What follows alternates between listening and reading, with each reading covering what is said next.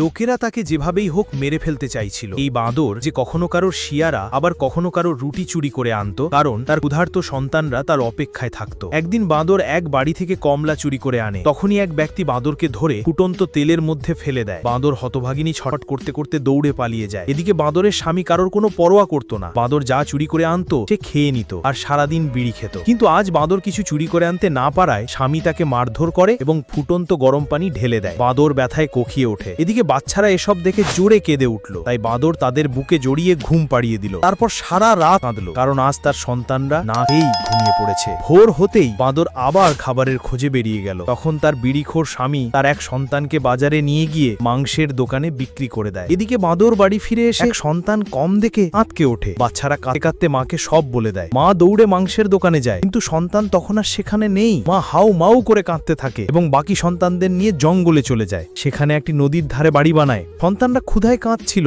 তাই মা খাবারের খোঁজে বেরিয়ে যায়। ঠিক তখনই এক জঙ্গলি সিংহ এসে বাচ্চাদের উপর আক্রমণ করে এবং তাদের মেরে ফেলে। মা ফিরে এসে মৃত সন্তানদের দেখে হাহাকার করে কাঁদতে থাকে আর সন্তানদের স্মৃতিতে নদীতে ঝাঁপ দিয়ে প্রাণ দিয়ে দেয়। কিন্তু তবুও আপনারা এই মায়ের জন্য লাইক আর সাবস্ক্রাইব করলেন না।